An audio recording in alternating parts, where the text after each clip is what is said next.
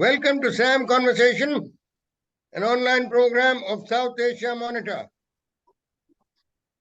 Our topic today is India to employ light tanks in high altitude to square up with the Chinese. For this, we have a panel of discussants, most qualified Lieutenant General Rajan Bakhshi, retired. He's the only Armoured Corps officer to have commanded a corps in Ladakh.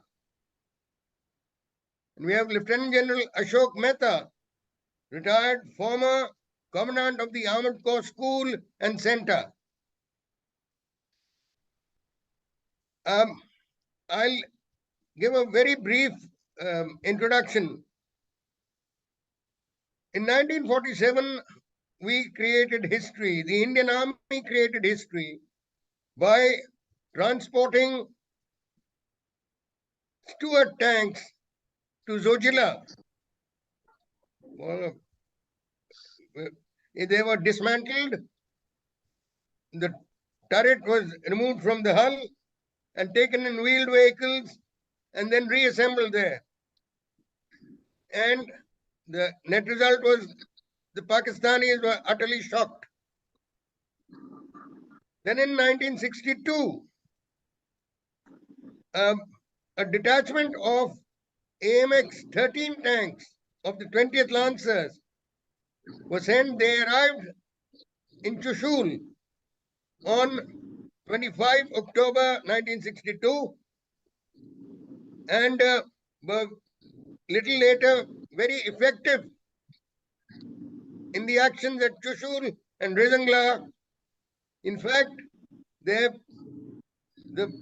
climax of their action was 19th, 20th November, and 21st November, the Chinese declared a ceasefire.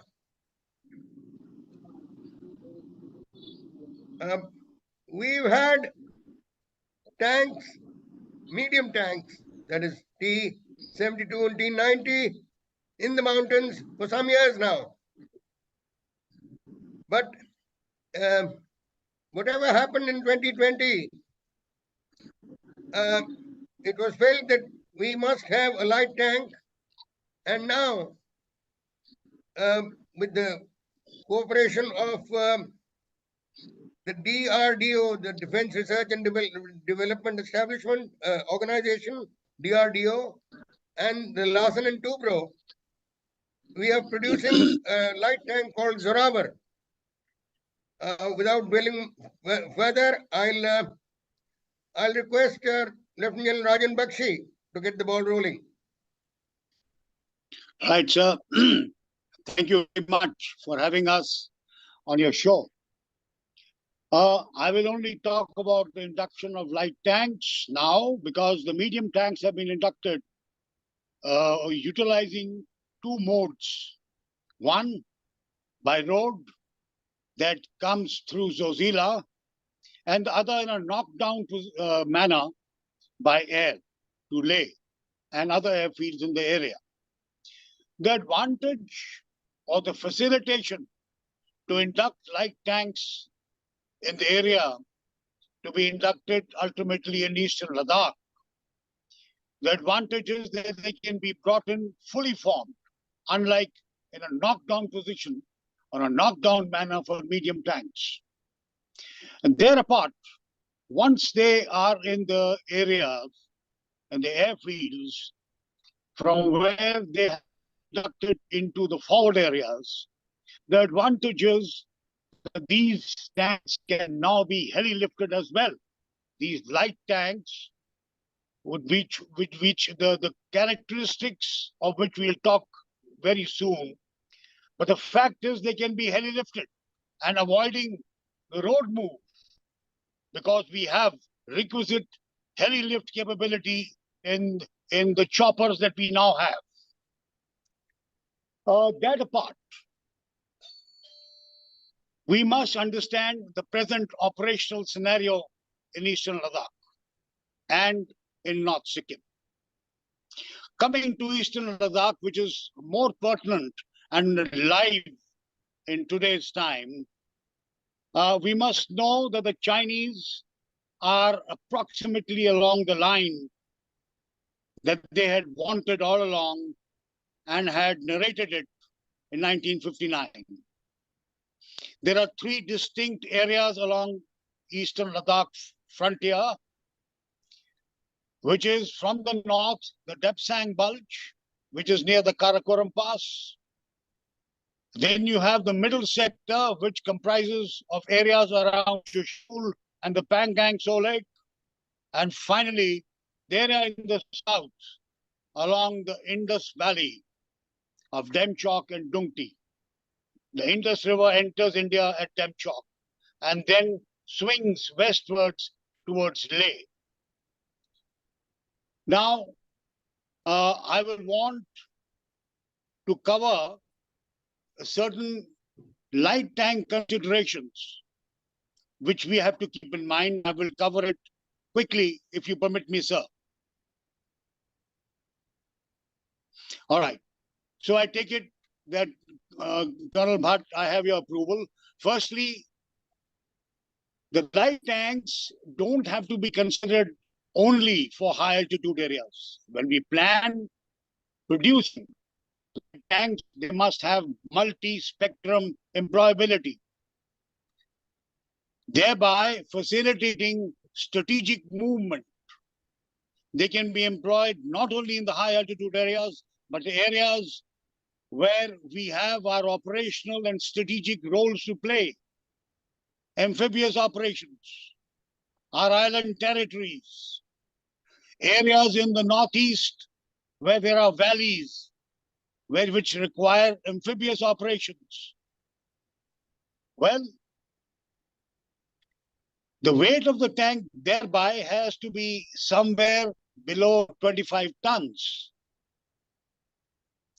They should be heli-portable.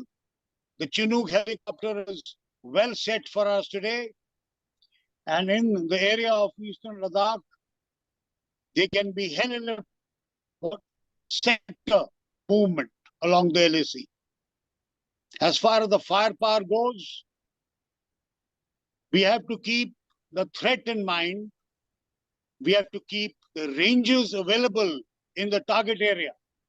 And the targets are tanks.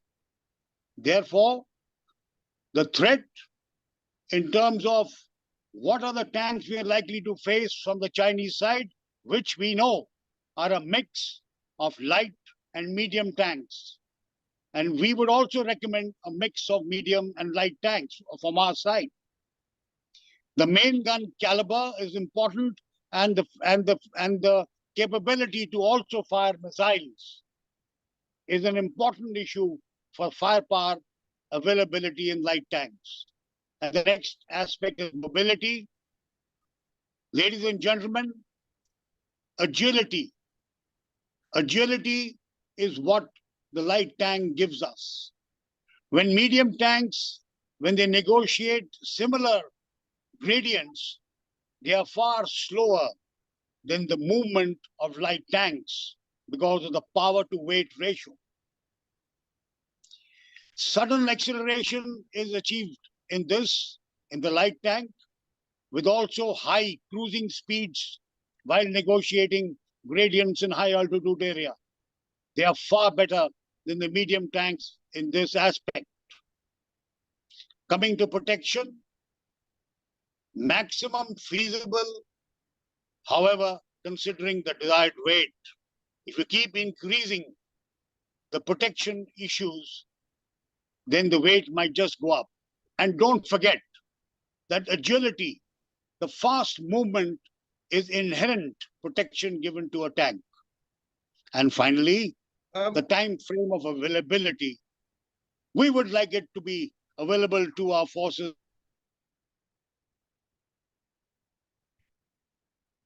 the tanks in place. Now, I will revert back Gen to Bakhshi, yes, sir. I will request you to just halt here, and I'd like to request Lieutenant General Ashok Mehta to throw some light on having been the commandant of the Armored Corps School and Center, what would be the effort of our tank crews converting to a new tank, say the Zorawar? Well, I thank you for inviting us over for a talk and a discussion on the light tanks. What General Bakshi mentioned was that having medium tanks across a diverse terrain of India, starting from the desert, semi-desert, riverine, semi-mountainous, mountainous, and then high altitude, it does not connect properly. So there is a need to have lighter tanks, and especially so in the high altitude area, especially in the area of Ladakh, Dipsang plains, which are most suited for the employment of light tanks, as also other inaccessible areas where the medium tanks cannot go. Such places as narrow mountain gaps, valleys, passes, and plateaus are the most effective for employment of light tanks. They will also give us enhanced strategic, operational, and tactical mobility in these areas. The agility of a light tank cannot be matched by a medium tank. Now, as far as the question of a conversion from a medium tank for the crews to a light tank will not take much time, because the basic concept of the DNM, the gunnery, and the communication would remain the same. DNM, From, if you can please, from driving and maintenance, yes, driving and for our maintenance. audience. Yes, and if we are going in for a light tank which has got an automatic transmission, then the training as far as the driving and maintenance is concerned gets either further lesser required.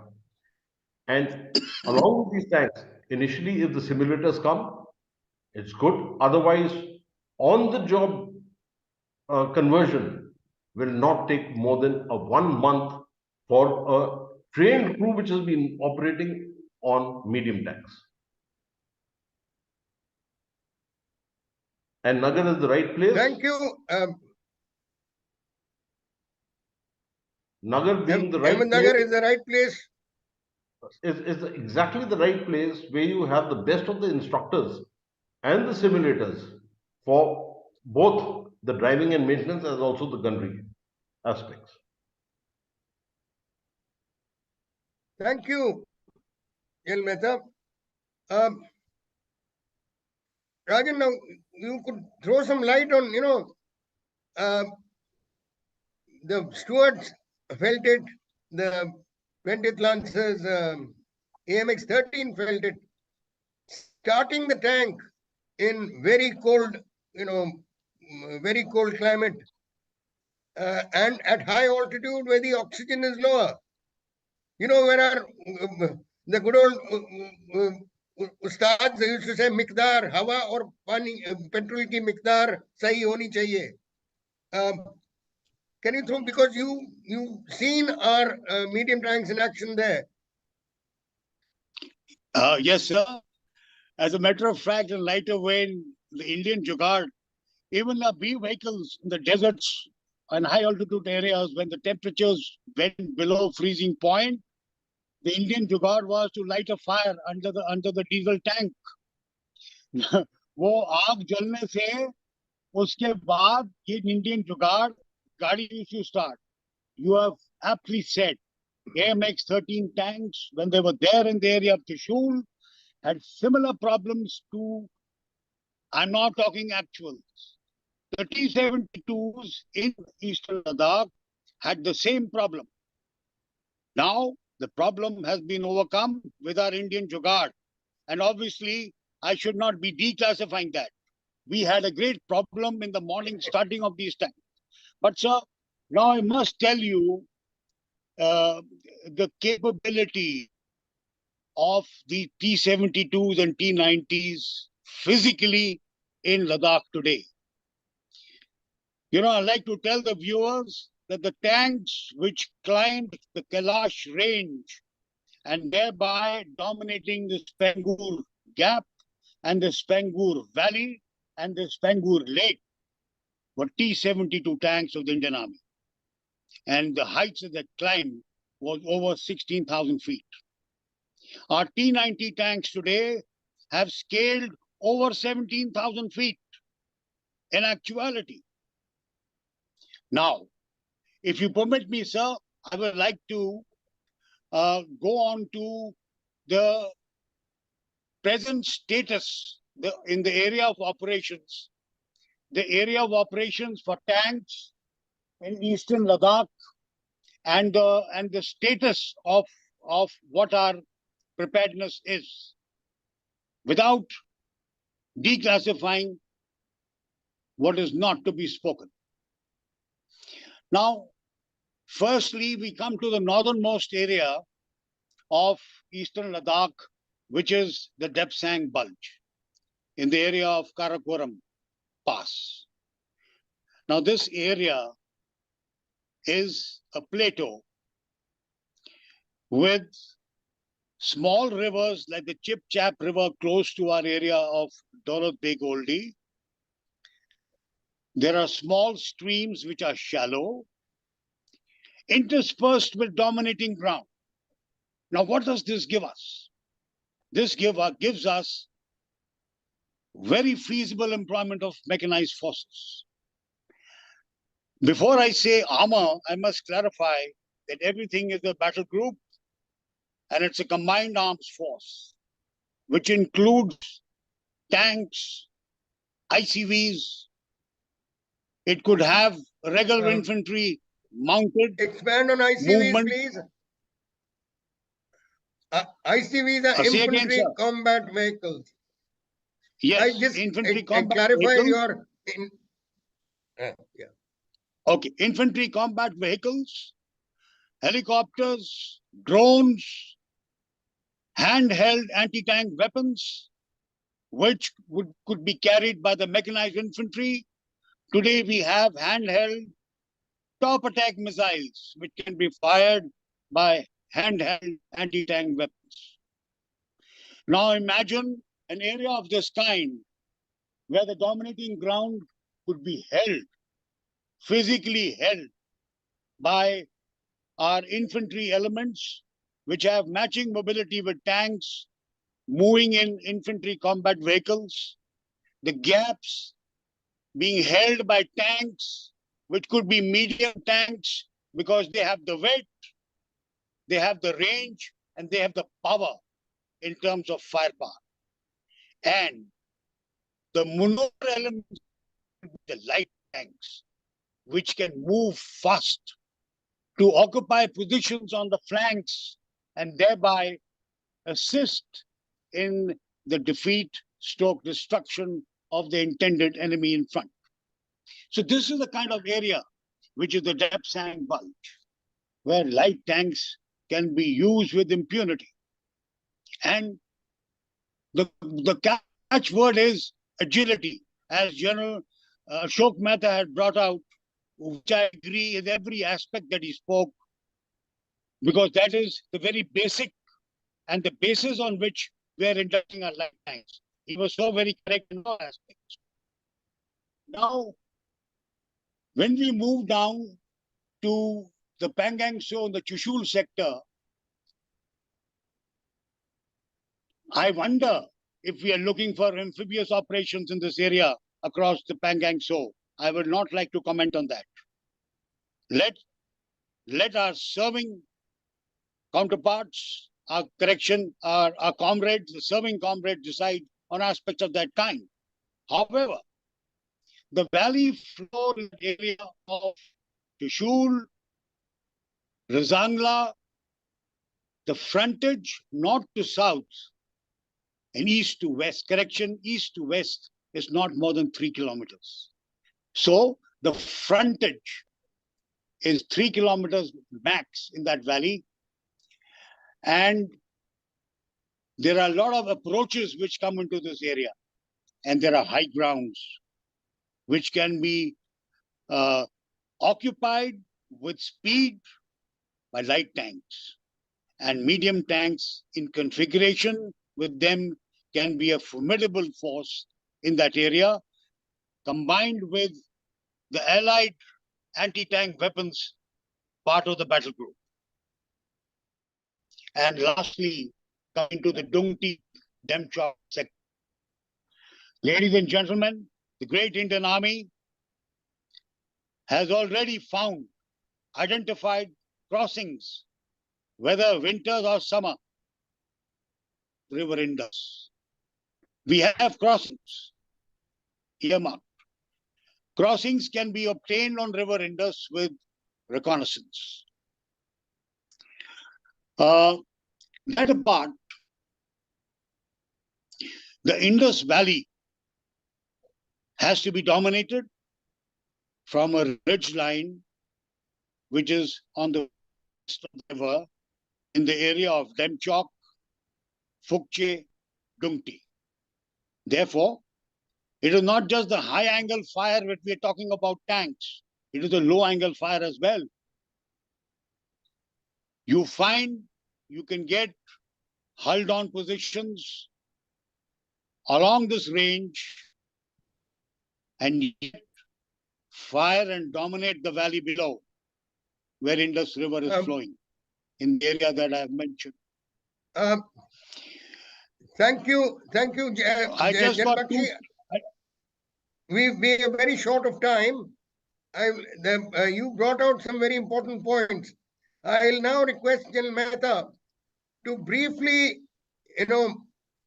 add anything from the training point of view and from, because the process of the production and the tank being available, if you could throw some light on this, Ashok.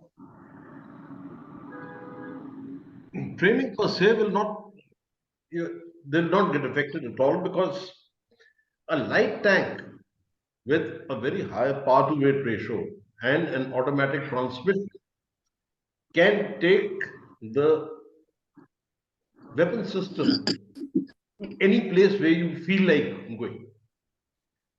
What is important is, in addition to a direct firing role, it must also have the high elevation angle, what Rajan brought out, where you can also use the same as alternate techniques of firing.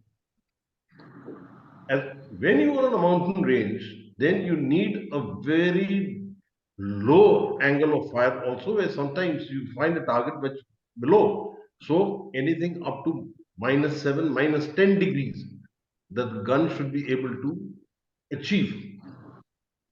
And if the Indian Army is thinking of 105mm gun, it's a very proven gun. We've all undergone training in that 105mm, where we used to say, as officers who have not been firing much, to say, give me 2 rounds and both will be hits. So it's a simple weapon system and potent weapon system. Hence, the training part per se is not much. It's the same as a medium tank. The crews will be able to achieve whatever a light tank gives to its optimum.